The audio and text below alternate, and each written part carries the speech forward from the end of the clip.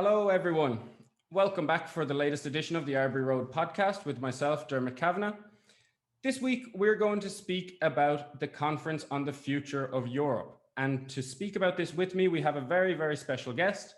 That is Gaby Bischoff, German member of the European Parliament for the Social Democrats, and as luck would have it, vice chair of the working group for the Conference on the Future of Europe.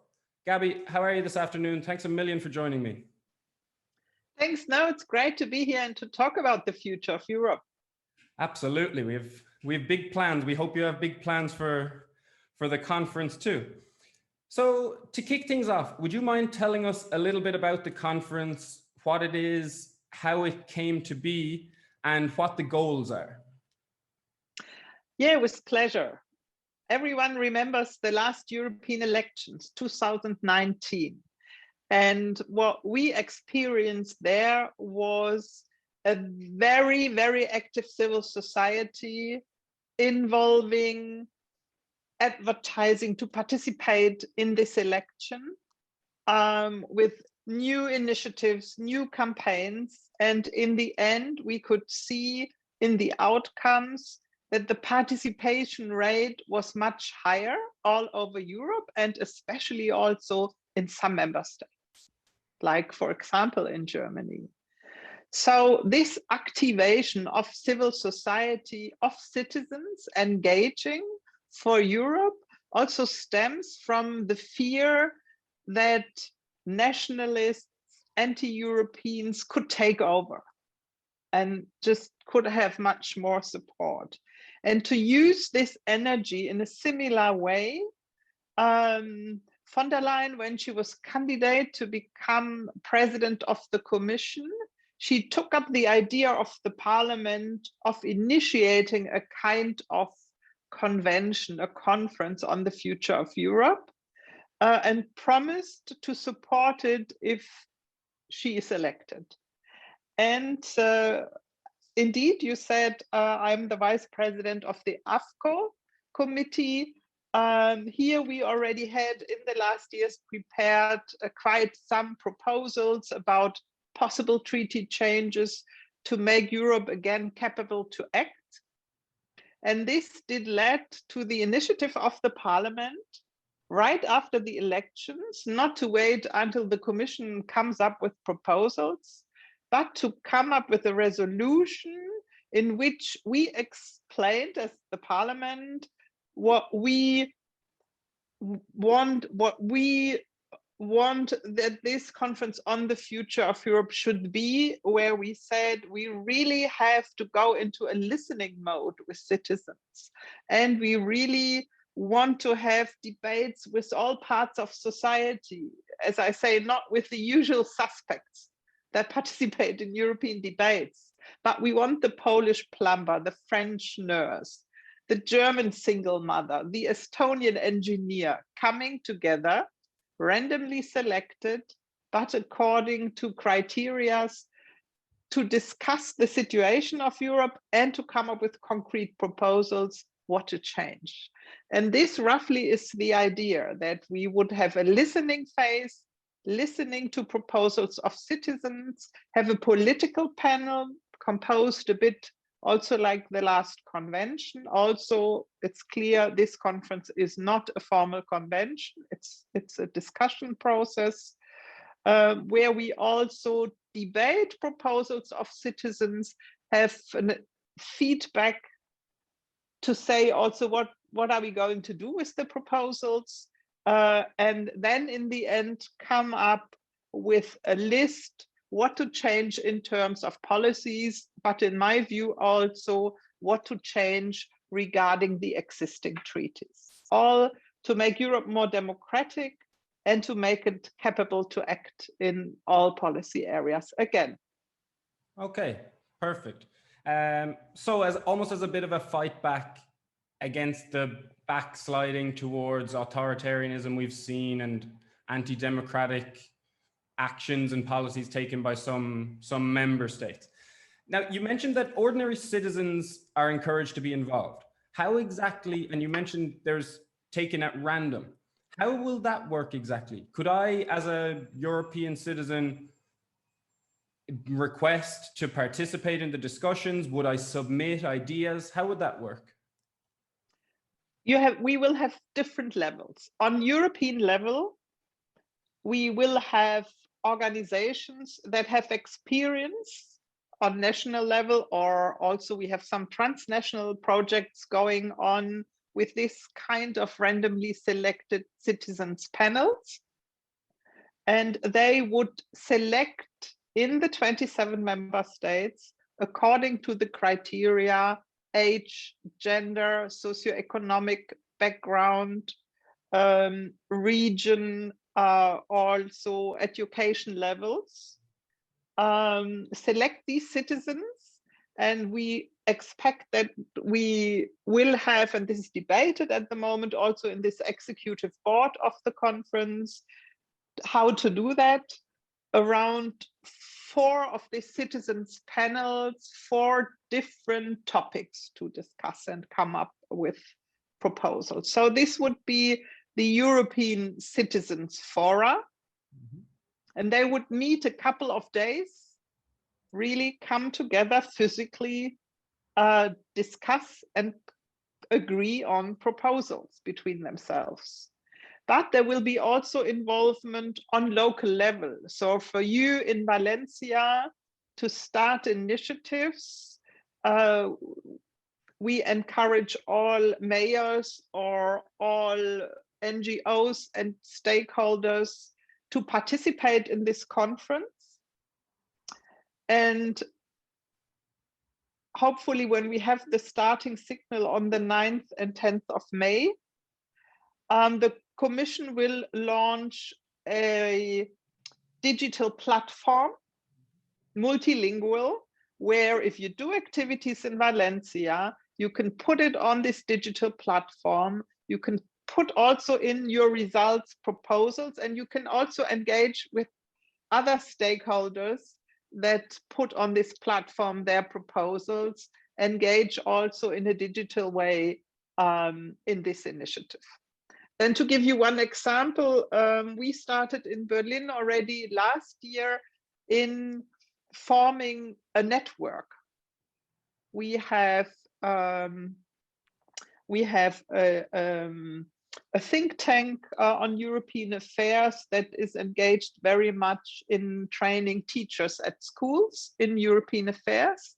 And they provide the platform for, we are parliamentarians, European parliamentarians from different parties, local parliamentarians from different parties, with also NGOs, European activists, youth organizations, sport organizations. We are already a big network, also with the school authority, with the Secretary of State for European Affairs for Berlin. And we already discussed a lot of initiatives that are taking place anyway that we could use for the conference on the future of Europe, but also what additional events these organizations want to do. We started our own internet site where Berliners can find information, and just to get it going once we have the starting signal and engage everyone. And I was very, very surprised that people are very interested to engage here. And I think that is a good signal, and hopefully we will have what we call 1,000 flowers in Europe, that everywhere we will have initiatives. This would be the ideal situation. And the link for this then will be this digital platform. Okay, perfect. It certainly sounds promising, especially since, as you mentioned, people are already getting interested and showing a genuine interest in being involved in the discussion. Now, as you mentioned, the conference will function as a discussion stage. So presumably the decisions made at the conference will not become legally binding decisions. Is that correct? Yeah, I mean, the member states in the council, I mean, they were not overly enthusiastic when this idea came up. And it took them, I mean, we did our resolution, we were finished with our proposal in January 2020. And it took the council until June just to agree within themselves what kind of conference they would like, and then to negotiate with the two other institutions. There are a couple of member states, and they already expressed themselves in letters and initiatives, that wanted to make two things clear. One, that this is not a convention. And if you look at this joint declaration, the three presidents of the institution signed, it is also made very clear here. And the second is that a number of member states don't want treaty changes. But it would be, in my view, sorry for my French, but it would be totally stupid if you start a big process, you say it's an open process, we want to involve bottom up, and then you already put in filters and define no-go areas. I don't think this is appropriate, and I'm also convinced it will not work. Once you start such an open process, you start it, and you have to see what is coming. And I think it will be very important that we are very clear what is going to happen with the results. So if you look at what the council wanted, they just wanted a report to the European Council. And I mean, we had that 2 years ago, same process, nothing happened.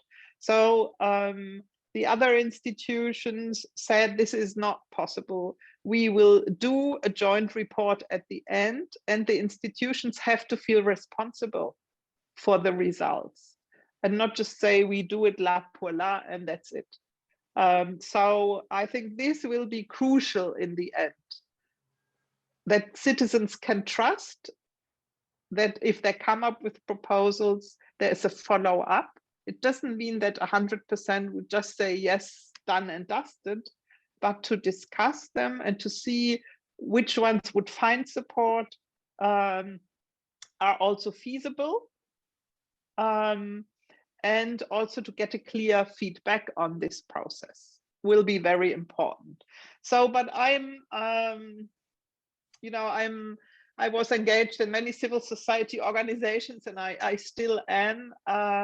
And I see that this conference on the future of Europe has one chance, that there is a certain dynamic in the process, and that this dynamic will make it possible that after this conference on the future of Europe, you could initiate a formal convention. Okay, perfect. I think you've touched on the key issue, certainly from a citizen's point of view there, which is trust. And the trust in the European institutions is dropping. Hopefully this is one of the activities that can boost it back up again. Now, again, as vice chair of the working group for this conference, I noticed now again. No, I'm the vice chair of the AFCO committee. AFCO committee. Sorry, the information I found online must have been. Yeah, that's the Committee on Constitutional Affairs. Mm-hmm. This is why we worked a lot with proposals also for policy and treaty changes. Okay. And we have these members of the platform for the conference, the political platforms. At the moment, it's still discussed how many, how many parliamentarians from the European Parliament, how many parliamentarians from the national parliaments. I hope at least enough so to have a balanced composition, and then how many members of the governments and also of the European Commission. And this is the political panel of the conference. So the conference is constituted by the citizens, fora, and this political panel. And here, this is still work in progress to define how big should this endeavor be. And then the process selecting the members will be really fast, because we already plan on the 9th of May in Strasbourg to have the opening event with the three presidents, President Sassoli, President von der Leyen and also president of the council to open this conference, and also hopefully having an event to interest all citizens to participate here and to explain what it is, who and what the expected goal and result should be. So you mentioned there that the once the structure is decided, the number of panelists, etc., it will be quite a quick process to decide which parliamentarians will be selected. Could you give us some insight into how these decisions are made? Because I think sometimes a critique I've heard regarding European institutions is that there's sometimes a lack of transparency regarding the selection of these groups and the people who make up these panels. Is it sort of a one representative for each group, or how exactly does it work? Yeah, this is very much formalized in the way we put up such bodies or committees. So once you agreed on a total number, I don't know if it will be, I just take a number I would think would be good is 152 members of the European Parliament, and then also 152 of the national parliaments, because this would mean from the national parliaments that you have 27 member states, and at least not only the governing party, but also, for example, you could involve the opposition, and also where you have two chambers, both chambers. If you would have, say, 152 from the European Parliament, then it would be divided according to the voting results.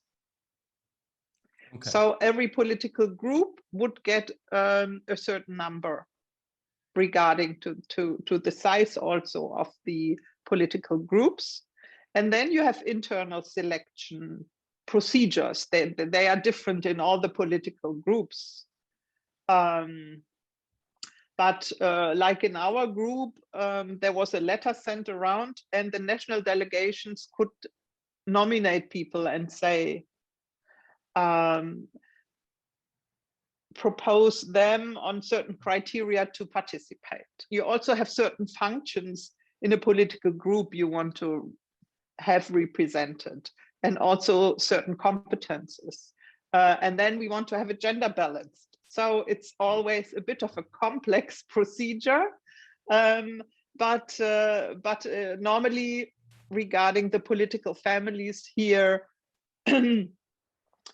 at least in my group, this is quite transparent then. Okay. And we insisted also in the parliament that we want to have it gender balanced, and we could already see that in the leading bodies, like we now have the executive board that does all these decisions on composition, size, methodology, etc., that this is not gender balanced at all. And I think you cannot discuss the future of Europe and then you don't have a proper representation of society. Yeah, absolutely. This kind of leads me into the next couple of topics I'd like to discuss, which are the issues that you see as the most important, the most pressing and essential to be discussed at the conference. One of those from our point of view at Arbury Road is definitely gender equality. Do you see, first of all, I think it's fair to assume this would be discussed at the conference. So how do you see the issue of gender equality at the European level, at the parliamentary level? Are we still seeing pretty drastic levels of underrepresentation of women as well as minorities? Yes. I mean, for me, in the center of this conference should be the question of democracy. And I think the question of parity democracy is an essential element of democracy. And to have an analysis and also come up in the end with concrete proposals how to improve it. I think gender equality on European level is also very important because it belongs to our core values in Article 2. And as you said, we are all working on the trust issue. So if you yourself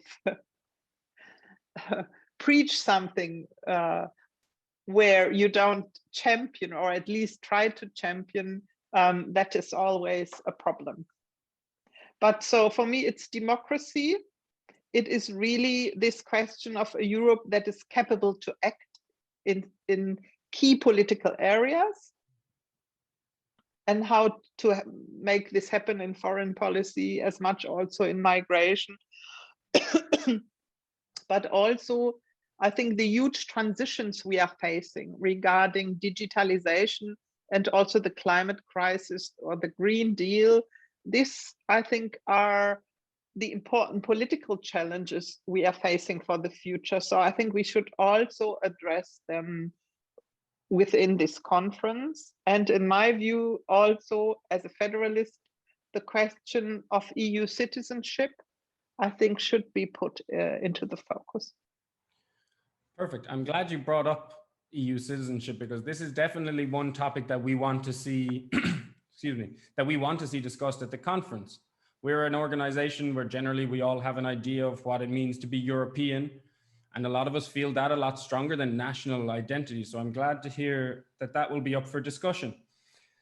Now, the next topic I wanted to ask you about, and to find out if it's on the agenda, and if so, where you feel the conversation might go, is to do with youth unemployment, because I'm aware that you have extensive experience with trade unions. A couple of ideas we had and that we've been discussing, and we'd like to know how you think they could impact youth unemployment, would be the development of European level trade unions. I know there are organizations, but something more concrete, let's say, and also the issue of the European minimum wage. How do you see, I know I've melded a couple of topics together, but let's say how those issues would impact youth unemployment, because the youth unemployment rates are outrageous Shocking. at the moment. They're horrible. shocking in Spain. Oh, I mean, 40%. In Greece, a bit less, but also going in the same direction, more than 35%. I think this is a weak point in European policy. It was already in the last financial crisis. I mean, the initiative of the youth guarantee was the right one, and the parliament pushed very much for this, but it is not enough. And I can see that this question, it's much broader from my point of view, because when you looked at our first crisis reaction, I think it was very good. And the way we did it that fast to develop this SURE program for short-term work credits so that we wouldn't have mass unemployment in Europe. A very important move, even that it's providing only credits to the member states, but nevertheless to enable them to start these short-term work schemes was a very important step of solidarity of Europe. But what you can see is that certain groups, like young people, that most of them don't have unlimited work contracts. They have very short-term contracts, and they were the first to get kicked out and could not profit from these kind of schemes. So I think we need to address this question of precarious work in Europe, much more fundamental, and we need more and faster resources to battle youth unemployment. I think this will be a key question for the future of Europe, if Europe delivers here and also delivers fast enough. And regarding the minimum wages, this is one of the projects that is very close to my heart, and I battled for years.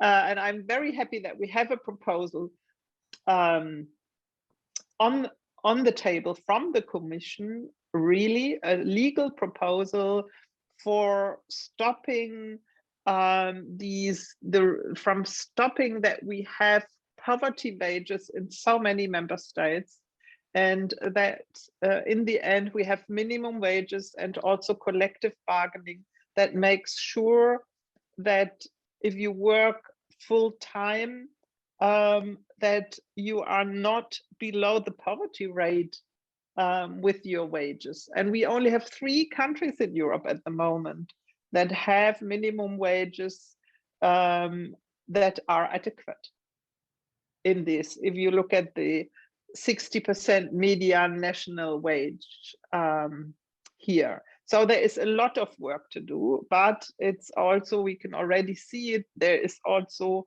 a lot opposition to this initiative, and it will be quite a serious battle to make sure that in the end really we have such a legal proposal, and also at the same time linked to a campaign for better collective bargaining coverage. Because this proposal from the Commission, from Nicolas Schmid, has 2 important legs. The first leg is adequate minimum wages, and the second is to have an analysis on national level about the collective bargaining coverage, and if in your member state it is below 70%, that the member states have to come up with an action plan how to change it and improve it. That would be the case also in Germany, because it is below the 70%. And I think this can be a very important initiative to make sure that Europe really delivers for the many and not for the few. And this would be the case because millions of Europeans would have more money in their pockets if we would have such a legal initiative.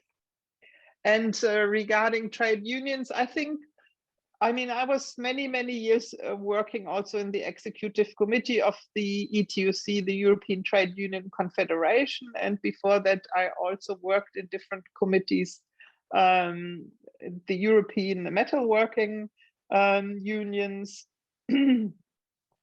that it is not so well known what is happening on European level regarding the joint fight of trade unions. And I think without the ETUC and other trade unions, this proposal on minimum wages would most probably be not on the table of the Commission, because they lobbied and pushed for years on this. But I think trade unions were also more visible, especially in the financial crisis, when they organized big European demonstrations against austerity policies. And I remember, because I was one of the organizers, we had at the same day 4 big demonstrations in Madrid, in Brussels, in Berlin, and I think in Prague. Okay. And more than 1 million people on the streets all over Europe. I think that was quite impressive and gave a certain visibility also to trade unions. And I think it's very important, if you look at all the policies we have not only the minimum wage proposal on the table, we also have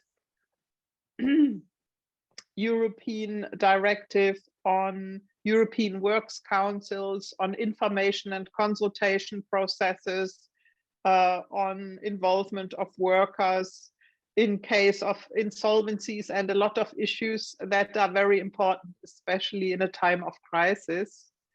And this is very important to see that the promise of Europe is not to have the sexiest common market in the world, but to deliver policies that improve the living and working conditions of European citizens. And here you need good policies, but you also need strong collective actors like trade unions in this process. Absolutely, they're essential to the process, as you say. So one major issue we've seen over the last number of years in the European Union is to do with unanimity. Now, namely, this is to do with the continuous vetoing from Hungary and Poland.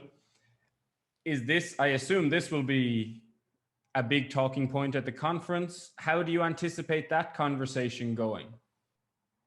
I mean, go anywhere in the streets, in Valencia or in Berlin or wherever, and you ask citizens, what would you propose to make European policies more effective again?